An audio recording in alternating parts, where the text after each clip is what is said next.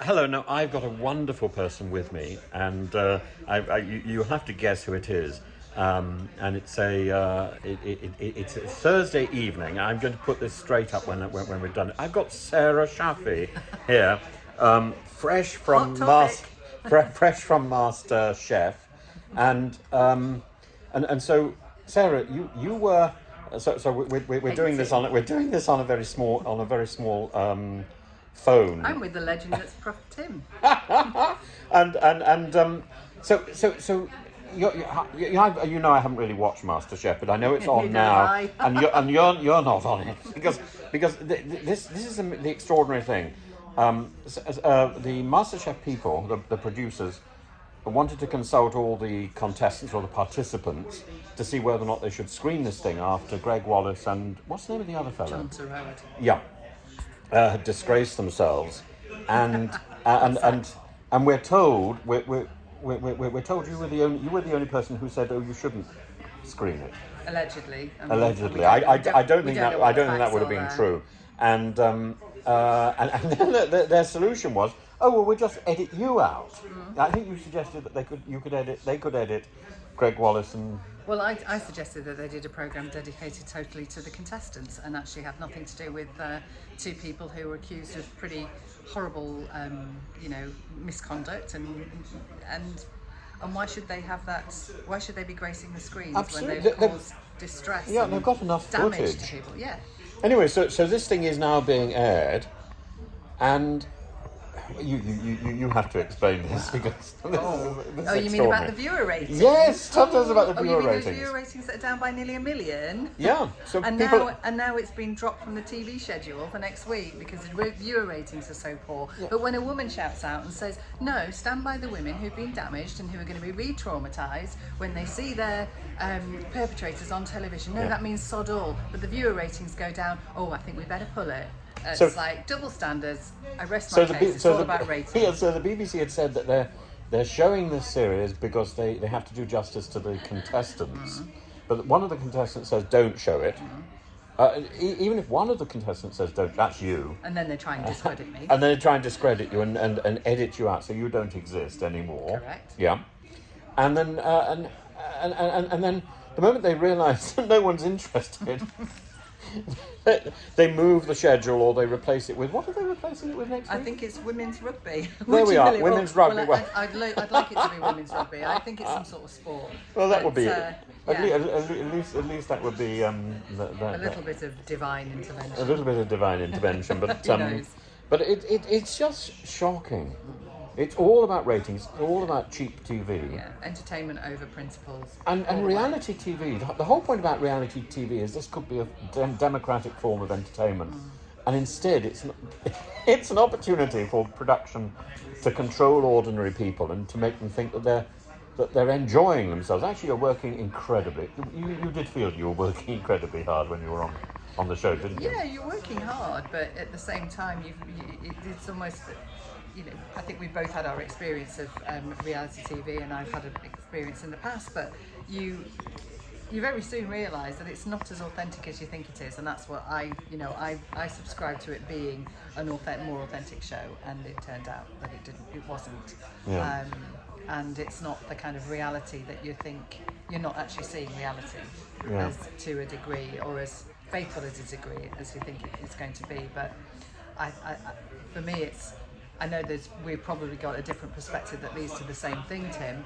I mean, for me, it was the moral aspect of two men, given the green light to show up on camera again after they've been sacked, after they've been the substantiated claims of misconduct, from sexual misconduct and racism.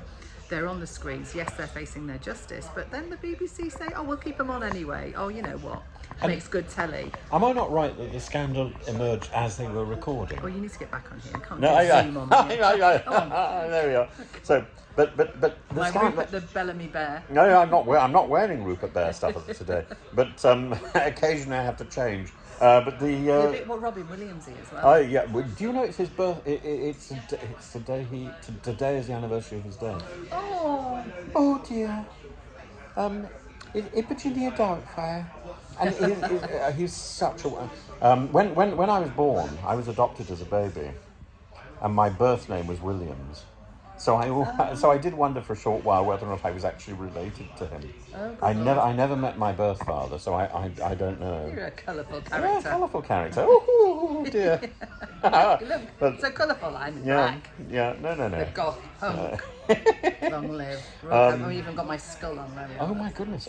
There we are. There we You are. can't There take we the are. punk away. No, we can't. But no. It's just we've got to do something about reality TV, and I think here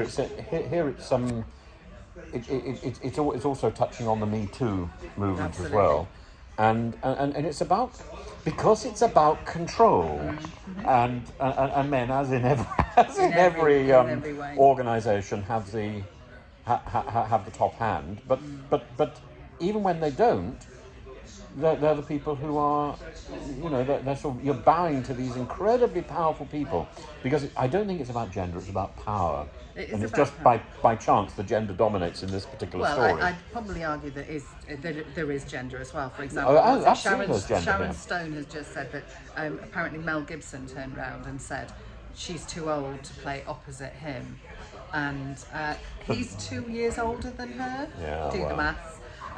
It's there is definitely. Well, we go back to something Cary Grant in what's the Hitchcock film where his mother was actually younger than him.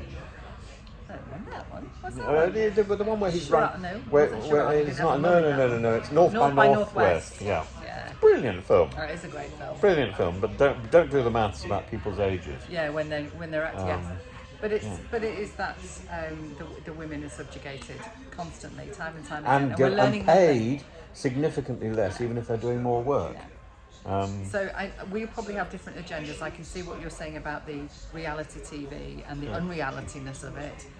But I will, and you're linking that into Me Too, and I would stand by the kind of the subordination of women. It's Absolutely. continuous time. We've not moved on. 20 years ago, these allegations were going on, and this is the time we're supposed to be learning about the whole Savile, and this is at the hands of the BBC. Yeah. This is at the hands of the BBC, and we also know what happened with Weinstein. And Epstein. And it just goes on and on and on. And Trump now to redact himself from anything to do with Epstein, and he has that power and control. Yeah, and he's doing everything to offer some sort of distraction, even at the expense of an entire country. Yeah. Well, we need to get them. We need to call them out. We need to call people out who have had bad experiences on reality TV that feel that their character has not been represented fairly. That's one thing. Oh, that's one thing, definitely. But then also, that control thing never stops. And so what you found is the control continued after the filming, very much so. and you were then edited out because you kicked up a fuss. I kicked up a fuss and I stood up for what was right. And frankly, all you were doing was answering the question that they put to you. They expected you to conform and say, "I'm so desperate to be on the telly. I'm so desperate to be there." Yeah, and then people go, "Oh, she sour grapes because she didn't get very far." That's completely beside the point, And the problem with lots you can say to that. the problem with reality TV is the majority of people who are recorded as complaining have not succeeded. So this is why I've always felt that I have a duty to speak out, because I was successful and I saw how badly it damaged other people, and then I saw how the control never stops. Even in my case, the control never stops, because people who wield that level of control, they don't know how to stop. It's not their fault. They don't know how to stop. That's a really good point, because when we look at how the MasterChef production team handled this steering of making sure they got the green light for it to go on television, they were only consulting the people where they knew they would get a yes from them.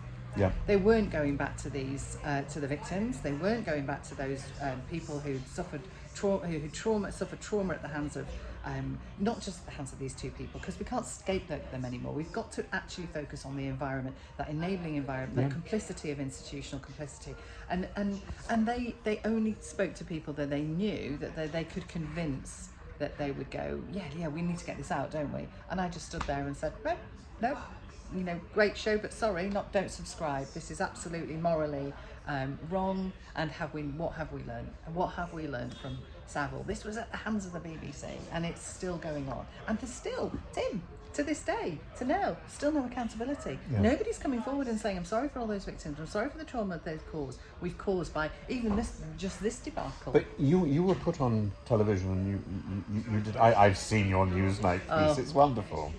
It's wonderful. But it was a tough piece, and you weren't given a terribly easy. You weren't given an easy ride at that point. Do you know what? Someone else said something very similar to me, and I think it's very, very easy to be consistent with the truth. It's much harder to be consistent when you're spinning one. Yeah. And I think there's been spinning going on at the hands of MasterChef yes. And they are all so the good production at teams. it. They're so good at it. But I was just clear in where I was standing from. This was never about me. It wasn't about me being on the show. But the fact that I was on the show and I had an experience of that could give me that insight to say, do you know what? I've got a right to say no, and I've got a voice for those other people who've been silenced. Yeah. And it's like, let me be that voice. What were you cooking, by the way? I can't go into that, Tim. Don't you start that one. Let's have a drink, shall we? We shall. Look, we'll continue this at a later stage, I hope. We will, won't we? Yeah, we will, because we're now mates. And please leave any comments that you've got about this for Sarah or for me. Shaff and the Prof. And we'll try and come up with some sort of answers, or at least extend the argument. Come forward if you've got experiences of your own. And in America, there's an organisation called UCAN, which I think is something we should have here. We need to empower reality TV talent. Just on the back of that, Tim, the BBC in April launched a campaign internally for all their people called Call It Out. Yeah. So, and they've got lanyards and mugs, and isn't that wonderful? Yeah. And these lovely little bars and trying to shift culture. And yet, in that time frame, I call it out, and what do I get? Shut out. You get put on the cutting room floor. Yeah. So there's got to be a bit more sincerity. Yeah. I think actually now the BBC has realised it's made a major mistake and is having to trim the schedules. It's time for Tim Davie to resign. He needs to come out of his ivory control tower. Someone needs to take proper responsibility for this mess and for hiding it, because if this mess came out while they were filming, they should have stopped filming, or they should have pulled Greg Wallace and the other fellow. I cannot remember John the other. Turode. There you are, John Turode. Yes, I know before we go away, it's yes, and. But what would be really, really important here is to want to push for an independent investigation into the handling of those complaints. Who gave that permission to that person who, a young woman comes forward, it must have been awful for her to say, I've been with Greg Wallace and he's pulled his pants down in front of me. And this wasn't the first time. And this wasn't the first time. There's 83 of them, and to be told, oh well, you're over 16. You've not been saddled. Get on with it. Such an awful expression. That instruction? Who is being allowed to be able to speak to women like that? We do. We need people. And we need Lisa Nandy to reconvene the Jeremy Kyle. It is Jeremy Kyle, isn't it? Jeremy Kyle. It's Jeremy Kyle. You know more about that than I do. Investigation and the Love Island investigation, because that was truncated by Boris Johnson calling a general election in 2019. It needs to be back in the House of Commons, back in the committee stage, and then we need to revise that Ofcom advice, because at the moment it gives a lot more power actually to production, and we need to put the power in the hands of the people who are doing the work. Yeah, well, the fee payers. Yeah, no, you. We need to put the power back in the hands of the performers. And we keep calling people contestants. Actually, Sarah, you were working incredibly hard. I was working incredibly hard. And you work all the way around the clock to produce that material and that content which is entertaining. And you're exhausted by the end of it. You're working. You're not having fun. Well, you are having fun as well. Well, yeah, it's a mixture. I didn't feel that I particularly enjoyed it by the end of it, but I think there's various things we could go at here, Tim, isn't there? And we're going to have a part two. We're going to have a part two at some point. So thank you very much for watching. This has been incredibly long. I'm so sorry. Have fun. We'll be back later.